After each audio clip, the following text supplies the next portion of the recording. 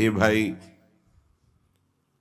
अगर मेरी प्रार्थना समझ पा रहे हो तो समझ लो, कातव कांता, जिसे तुम अपनी स्त्री समझ रहे हो, पत्नी समझ रहे हो, पीछे कौन थी, आगे कौन रूप में जाएगी। वर्तमान में वो जीव स्त्री शरीर प्रारब्ध के अनुसार प्राप्त करके तुम्हारे कर्म के भोग के लिए उपस्थित है। वो अब उसे तुमने अपनी पत्नी मानकर गाढ़ आसक्ति कर ली तो नवीन दुर्गति तैयार हो गई। कौन है वो तुम्हारी, जानते हो? नहीं परिचय, कुछ वर्षों का परिचय और इसे सत्य मान लिया। और जहां वो परिवर्तन नाशवान दृश्य जगत का एक दृश्य शरीर परिवर्तित हुआ, नाशवान शरीर का परिवर्तन प्रतिपल हो रहा है, तुम समझ नहीं पा रहे, पर समझा तब जाता है जब वो मृत्यु को प्राप्त होने का समय आता है। तब समझ तुम्हारी किसी काम की नहीं रहती। मन पछितई है अवसर बीते। सुत बनितादि जान स्वार्थ रत, ना करो नेह सभी थे। स्नेह मत करो, स्नेह प्रभु से करो, प्रभु का भाव रख कर करो। कहने की कास्तव तनया, ये जो तुम्हारे पुत्र रूप में आया है, ये कौन है जानते हो? तुम्हारे कर्म का भोग भोगाने के लिए वही भगवद अंश आया है। ये कुछ समय के लिए आया है। शुभ कर्म तो वो सुख प्रदान करेगा, अशुभ कर्म तो दुख प्रदान करेगा, लेकिन वो तुम्हारा नहीं है। आप उसका परिचय नहीं जानते जो पुत्र रूप में आया हुआ है। स्थिरमति रेतन मृति मनुगणया, तुम्हारी बुद्धि स्थिर नहीं है, इसीलिए तुम समझ नहीं पा रहे कि, गणना नहीं कर पा रहे हो कि तुम्हारी एक एक श्वास व्यर्थ में नष्ट हो रही है। आखिरी श्वास, अहा किमद्य ना पश्यसि मरणम, क्या तुम देख नहीं पा रहे हो कि तुम्हारी श्वासें कम हो रही हैं, तुम मृत्यु की तरफ जा रहे हो। तुम्हारा शरीर कभी भी अचानक छूट सकता है। ऐसा नहीं कि आप वृद्धावस्था में ही जाकर मरेंगे। तो पर वृंदावन मिहि शरणम, फिर भी तुम वृंदावन का आश्रय वास स्वीकार नहीं करते, सत्संग का अनुसरण नहीं करते, आचरण में नहीं उतारते, निरंतर नाम जप नहीं करते, तो किस भूल में तुम पड़े हो? तुम्हारे पास पत्नी है, पुत्र है, संपत्ति है, इस भूल में, ये तुम्हारी नहीं है। कुछ समय के लिए तुम्हारे प्रारब्धानुसार ये संयोग बना है, बस बिछुड़ जाएगा, इसे तुम रोक नहीं पाओगे।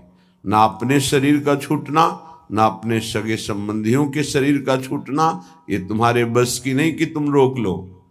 तो क्या करें? सबको छोड़ दें? नहीं, सब में भगवत भाव करो, अपने धर्म का पालन करो, खूब नाम जप करो। जीवन सार्थक करने के लिए बहुत आवश्यक है। अगर आप इनके मोह में फंस करके भगवत विमुख जीवन व्यतीत कर रहे हैं तो निरर्थक जीवन है।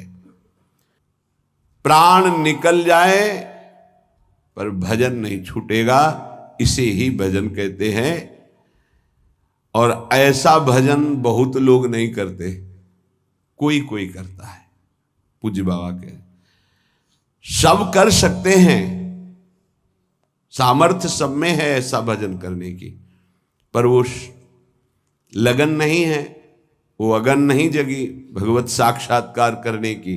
इसलिए जहां विपत्ति आई उसमें डूब गए, संपत्ति आई उसमें डूब गए, भोग आए उसमें डूब गए, प्रभु का विस्मरण हो गया। इसका यही कारण है। भजन का तात्पर्य है भजन में गोता लगाना, डूबना।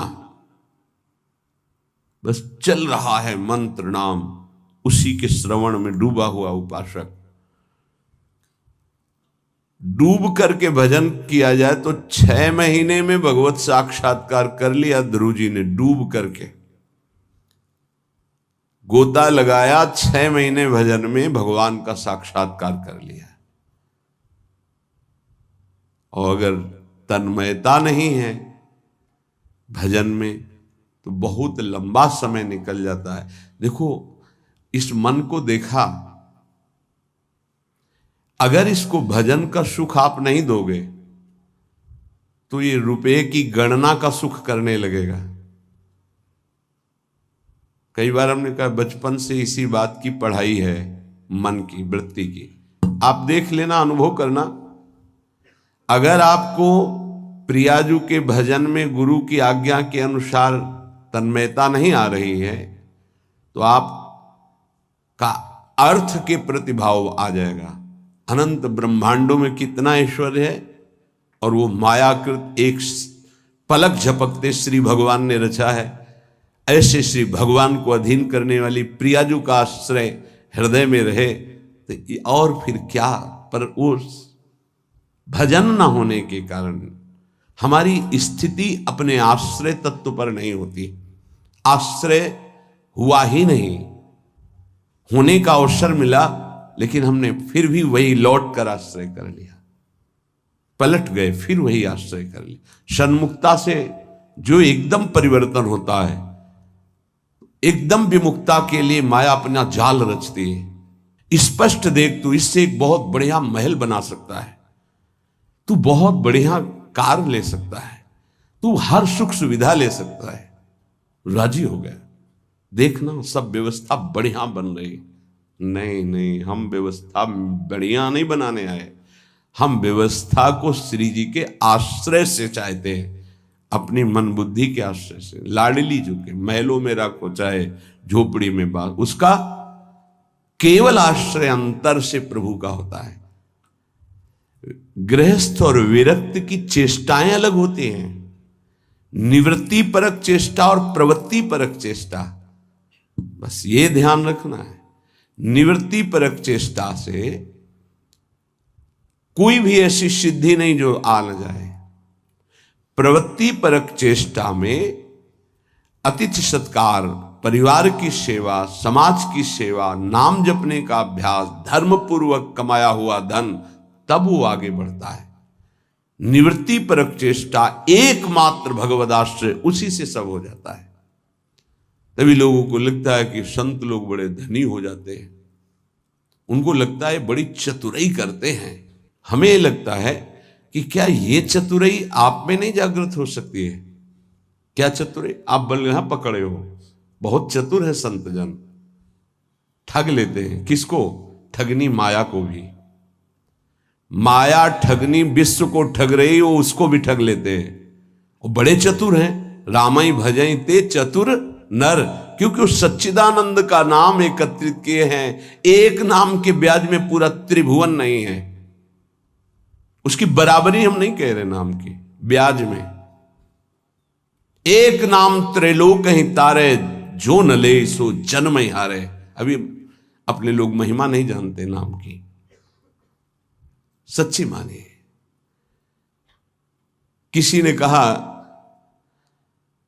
कि समस्त संसार को तो हम दुखी में देख रहे हैं, अगर विश्व में कोई सुखी है, वो उपहास के प्रति शब्द थे। अगर विश्व में कोई सुखी है देखा जाता है तो संत जन देखे जाते हैं।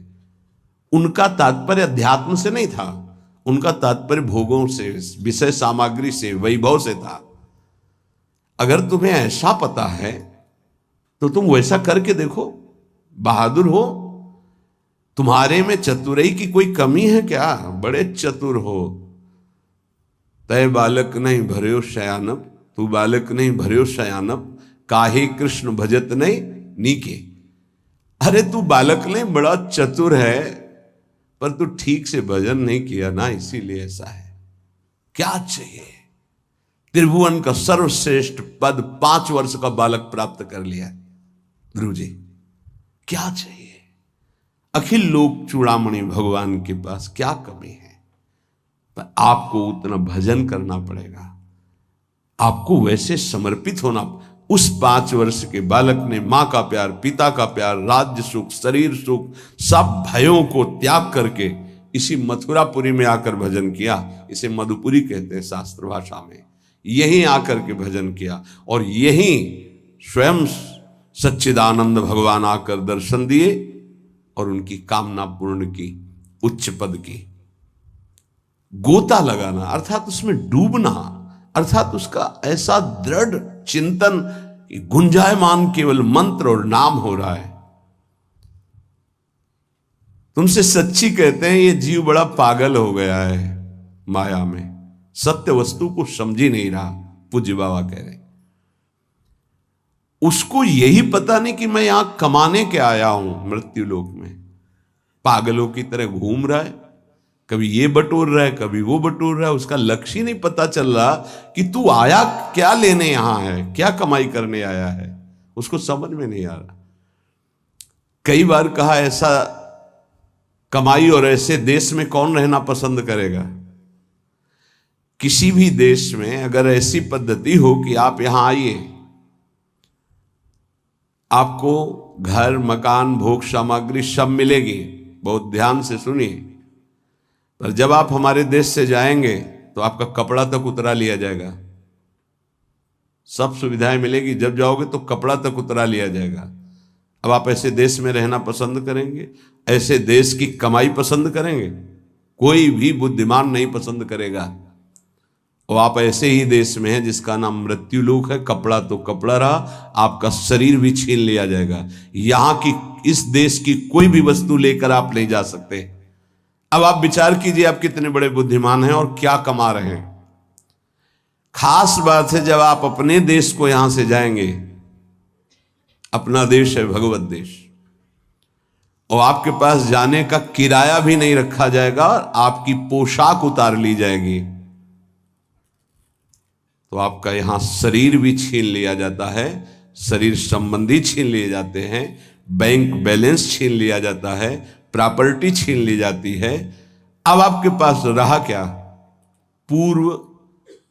पूरे जीवन में जो पाप और पुण्य कर्म किए, पुण्य तो कोई बिरला ही कर पाता है, नहीं पाप ही होते हैं। अगर पुण्य हुआ तो उसे बचा नहीं पाता है, वो 4 लोगों से कहकर खाली हो जाता है, पुण्य नष्ट हो जाता है। पुण्य अगर हमने कुछ पुण्य किया और कह दिया अपनी वाणी से, 4 लोगों के बीच में अपनी प्रशंसा कर ली, तो तप पुण्य साधना ये सब क्षीण होने लगती है। हम वृंदावन गए थे, 100 साधुओं का भोजन कराया और फिर ऐसा ऐसा ऐसा, और संत जन कह रहे थे कि ऐसा भोजन तो आज तक हमने नहीं पाया भगत जी, आपने जैसा पवाया। ओ जो कुछ सुकृत बना था मानो करवाया होगा। ऐसी सेवा भगवत कृपा से अवसर मिलता है, पर वो बार बार कहकर अपने सारे सुकृत नष्ट कर देता। इस देश से बचकर निकल पाना और कुछ कमा के ले जाना, ये केवल भगवत कृपा पात्र से ही हो सकता है। बहुत छल भरा ये देश है मृत्यु लोक। जीव पागलों की तरह पूरा जीवन व्यतीत कर रहा है। मुझे यहां किस लिए भेजा गया, क्या लेके जाऊंगा, ये सोच ही नहीं पा रहा है। गोस्वामी जी ने कहा है कि ये जो मन है ये श्वान की तरह हर जगह पादुका का प्रहार पाता है, पर फिर उसी दरवाजे पे खड़ा हो जाता है। अर्थात निकृष्ट भोगों को भोग कर असंतुष्ट, ग्लानि, दुख, परिणाम में चिंता, भय, शोक, पर फिर वही उन्हीं भोगों को भोगना चाहता है। पागल की तरह भटक रहा है। ये महापुरुष जन जानते हो, दुखी होकर ऐसा बोलते हैं। जो वस्तु तुम्हारे साथ नहीं जानी है उसके चिंतन में तुम समय बर्बाद कर रहे हो। चिंतन करो प्रभु का, कार्य करो संसार का, तो जीवन यापन के लिए शरीर चेष्टा और वस्तु ले जाने के लिए नाम धन, कितना बढ़िया उपाय है। राधा राधा राधा।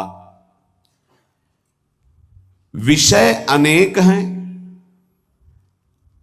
और अनंत हैं, कितना भोगोगे।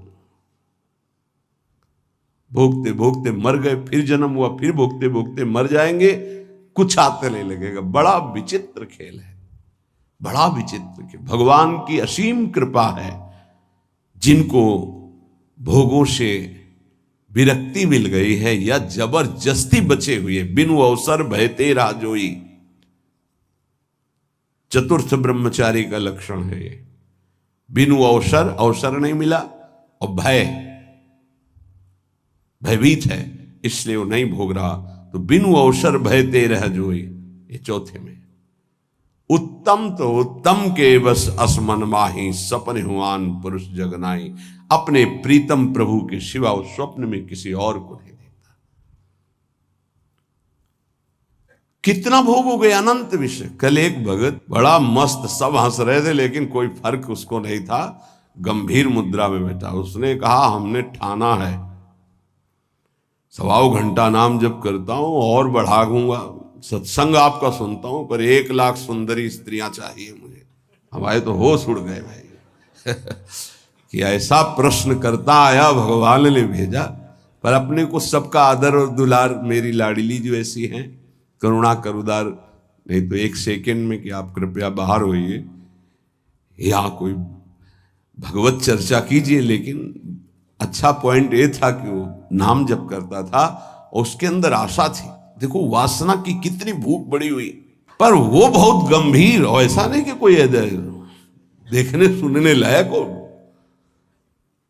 वो बहुत बड़ी गंभीरता से कह रहा था कि मैं 1 लोक प्राप्त करना चाहता हूं, उसका सम्राट बनना चाहता हूं, और 1 लाख सुंदरी स्त्रियां हो।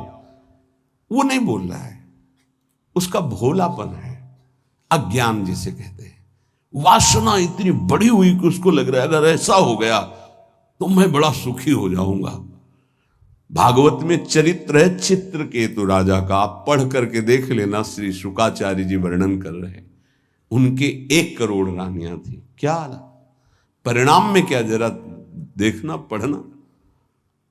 निराश, हताश, उदास होकर ऋषियों के पैर पकड़कर तब वो अनंत भगवान की उपासना मिली और वो भगवान का साक्षात्कार किया, अनंत शेष भगवान संकर्षण का। और वो बहुत सावधानी का विषय होता है। ऋषियों की कृपा हुई, पद मिला, भगवान संकर्षण ने उन विमान पे बैठ के भगवान शंकर के पास गए। विमान पे, जहां सनकादि जो है अपने श्री चरणों से नंगे पैर चल कर जाते हैं और प्रणाम करके नीचे बैठ करके सत्संग करते हैं महादेव जी से, वो सब बैठे हुए भी थे। और ये सीधे विमान से ही गए, विमान में बैठे बैठे, आकाशचारी विमान। भगवान से कहा कि एक साधारण पुरुष भी अगर अपनी स्त्री से वार्तालाप करता है तो एकांत में करता है। आप तो वो महायोगाधिराज योगिंद्रों मुनिंद्रों के गुरु भगवान शिव, तो अंबा जी वामांग में बैठी हैं, आप बैठे और ब्रह्म का उपदेश कर रहे हैं। उनका ये क्या हूं, सब ऋषि आश्चर्यचकित हो गए कि ये कैसा। तो अंबा जी ने कहा अच्छा तुम्हें वरदान मिल गया है, विमान मिल गया है, तो तुम जगत गुरु भगवान शिव को उपदेश करने आए हो, मतलब आसुरी प्रवृत्ति तुम्हारी बढ़ रही है, तो इसका शासन करने के लिए तुम्हें दंड विधान चाहिए। प्रभु तो करुणामय है, वो कुछ बोलेंगे नहीं, इसलिए हम तुम्हें शाप देते, जाओ असुर भाव को प्राप्त हो जाओ।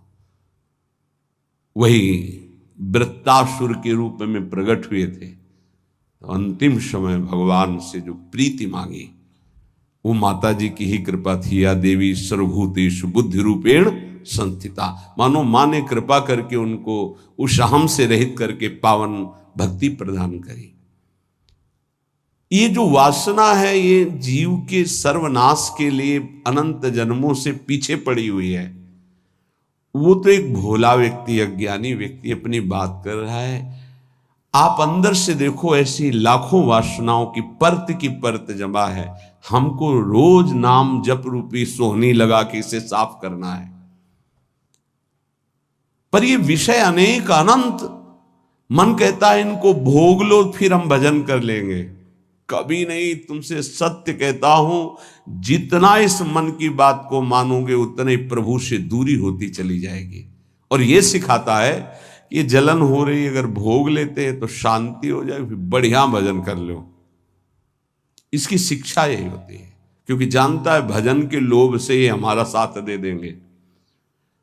साधक जहां उसको उसकी इंद्री का भोग दिया मन को, बस फिर वो उसको ऐसा फंसा के पटकता है कि भजन कब कहां कैसे हो रहा था सब गायब हो जाता है। और वही भोग चिंतन, वही विषय चिंतन, वस्तु चिंतन, शरीर चिंतन। बहुत सावधान। गौरांगी प्रियाजू के आश्रय के बिना तुम प्रियाजू को नहीं जान सकते, प्रेम को नहीं जान सकते, वृंदावन को नहीं जान सकते, इस महासमुद्र प्रेममयी लीलाओं को नहीं जान सकते, चाहे शास्त्र पढ़ लो, चाहे ब्रह्म ऋषियों का संग कर लो, या चाहे जितनी बड़ी साधना कर लो, उद्धव से ज्यादा कोई ज्ञानी नहीं होगा। वो कह रहे कि वासुदेव ने इशारे से उद्धव को बता दिया कि परम पावन वृंदावन की भूमि में प्रेमियों के संग में ही प्रेम प्रकाशित होता है, विशुद्ध प्रेम। ऐसे गौर आश्रय का दृढ़ अवलंबन लेकर हम वो प्राप्त कर सकते हैं जो किसी साधन सूत्रों से नहीं प्राप्त हो सकता। ये सौभाग्य अपने लोगों को स्वाभाविक प्रियाजू की कृपा से मिल गया कि वो हमारी इष्ट हैं, राधई वेष्टम, वही हमारे इस सत मार्ग के प्रकाश करने वाली हैं। राधा वल्लभीय, वल्लभीय हमारे यहां वल्लभ हैं राधा, प्रीतम है राधा, प्राणनाथ है राधा। और मार्ग को ही संप्रदाय कहते हैं, सुदृढ़ मार्ग, जैसे सरकार के द्वारा बना हुआ राजमार्ग, जिसे पहले जीटी रोड कहते थे, अब क्या कहते हैं पता नहीं, जो बहुत है हाँ हाईवे, जो हम तो गांव की भाषाओं से जीटी रोड कहते थे। ये वो सुदृढ़ संप्रदाय का मतलब होता है सुदृढ़ मार्ग। बोले कहां जा रहा है? बोले सीधे निकुंज जा रहा है, कहीं मोड़ नहीं है इसमें। राधा वल्लभीय, वल्लभ है जहां की राधा, मेरे प्राणनाथ श्री राधा, श्री श्यामा प्यारी जो।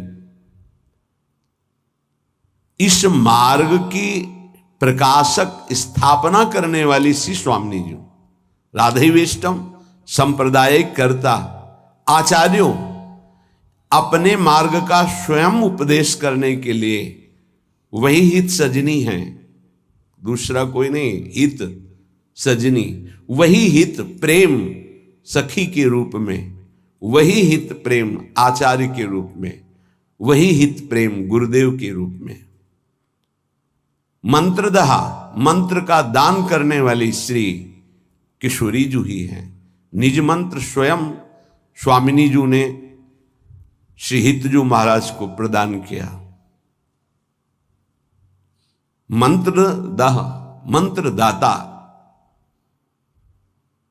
सदगुरुश्य, परम सदगुरु श्री लालजू महाराज हैं। कृष्णे वंदम जगत गुरु, ऐसे कृष्ण की वंदना करता हूं जो जगत गुरु स्वरूप में विराजमान हैं। चाहे वेदांत हो, चाहे योग हो, चाहे भक्ति हो, चाहे कर्म योग हो, सबके गुरुदेव श्री कृष्णचंद्र जो हैं। किसी भी संप्रदाय का, किसी भी मार्ग का, किसी भी भाषा का हो, गीता जी का आश्रय लेता ही है। गीता जी श्री जगत गुरु भगवान श्री कृष्ण के श्रीमुख से स्वयं प्रकट हुई है। जैसे वेद श्वासों से, ऐसे वाणी से गीता जी, श्री जगत गुरु भगवान की वाणी है गीता जी। कोई ऐसा नहीं है विश्व में जो गीता जी को न मानता हो। गीता जी की व्याख्या उर्दू में, अंग्रेजी में, हिंदी में, संस्कृत में और बहुत बड़े बड़े महापुरुषों ने की, हर संप्रदाय के महापुरुषों ने की।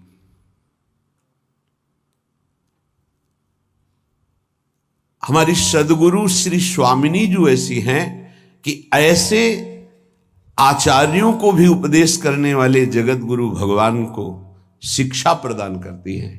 नवनिवृत्त निकुंज में प्रेम की, विविध की प्रेम विलासों की, वो बाहर के नहीं जान सकते, सच्ची मानिए, ये केवल सखियां जानती है। तो इसलिए सर्वोपरि जगत गुरु पद में सर्वेश्वरी रासेश्वरी श्री लाडली जो है हमारी। राधई विष्टम संप्रदाय कर्ता आचार्यो मंत्रदः सदगुरुश्च मंत्रो राधा। मंत्र भी स्वयं श्री किशोरी जो है, जो मंत्र है वो स्वयं किशोरी जो है। सच्ची मानिए, ये जो आपको नाम मिला, जो शरणागत मंत्र, जो निज मंत्र, ये स्वयं किशोरी जो है। जिह्वा पे विराजमान मेरी लाडली ही नाम मंत्र के रूप में है, ऐसे प्यार से भजो। तो गौराश्रय, बिना गौराश्रय के आप ना वृंदावन को जान सकते हैं, ना वृंदावन के महाप्रेम समुद्र रस को जान सकते हैं, ना वृंदावन की दिव्य लीलाओं में प्रवेश पा सकते हैं। चाहे आप शास्त्रज्ञ हों, चाहे जितने बड़े विद्वान ज्ञानी हों, बिना उद्धव जी से बढ़कर कौन ज्ञानी होगा? उन्होंने वृंदावन की रज को माथे पे चढ़ाया, गोपी जनों की चरण धूलि को, तब जाके उनको श्री कृष्ण प्रेम का परिचय मिला।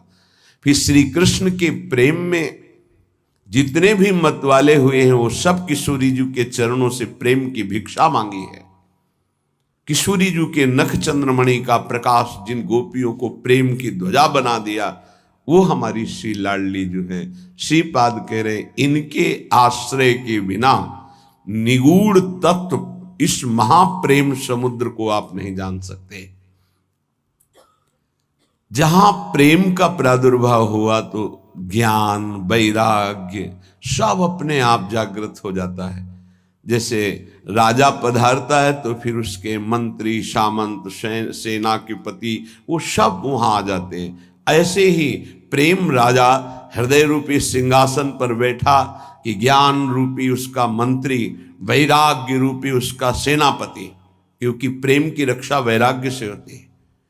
और प्रेम से जो ज्ञान प्रकट होता है उसी ज्ञान से भगवत तत्व का वास्तविक बोध होता है। आत्मरति जिसे कहते हैं, रति माने प्रेम। आत्म तत्व का बोध उसी को होता है जिसे आत्मरति प्राप्त हो जाती है। चाहे ज्ञान हो, वैराग्य हो या भक्ति दिव्य हो, वो सब प्रेम के पधारने पर होता है, जब हृदय में प्रेम जागृत हो जाता है। पूज्य स्वामी अखंडानंद जी महाराज ने पूज्य बाबा उड़िया बाबा जी से प्रश्न किया कि बहुत लोग भजन करते हैं पर लाभ दिखाई नहीं देता जो लाभ होना चाहिए। तो बाबा कहते हैं कि पहली बात, भजन में निष्ठा होनी चाहिए कि चाहे मर जाऊं, इतना कष्ट आवे, पर भजन नहीं छोड़ूंगा, ऐसी निष्ठा नहीं है।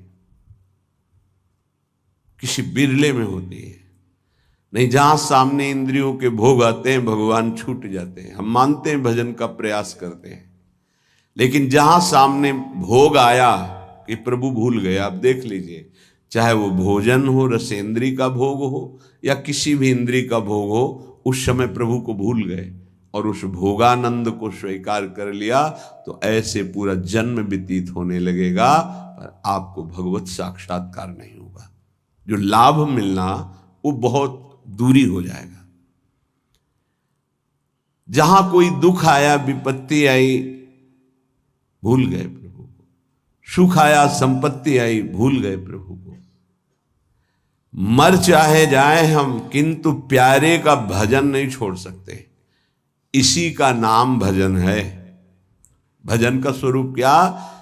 ये चाहे विपत्ति, दुख, मृत्यु से बढ़कर तो कुछ है नहीं। हमारी मृत्यु भी आ जाए तो हम भजन नहीं छोड़ सकते। अब त्रिभुवन की राज्य लक्ष्मी मिलने पर जो आधे पल के लिए भी प्रभु का विस्मरण नहीं करता, उसे भक्त कहा गया है, महाभागवत कहा गया। तो कुछ भी सुख सुविधा मिले उस समय हमें प्रभु का, यही तो कसौटी है कि आप उत्तम से उत्तम आकर्षणकारी भोगों के बीच में लेकिन भगवत विस्मरण नहीं है।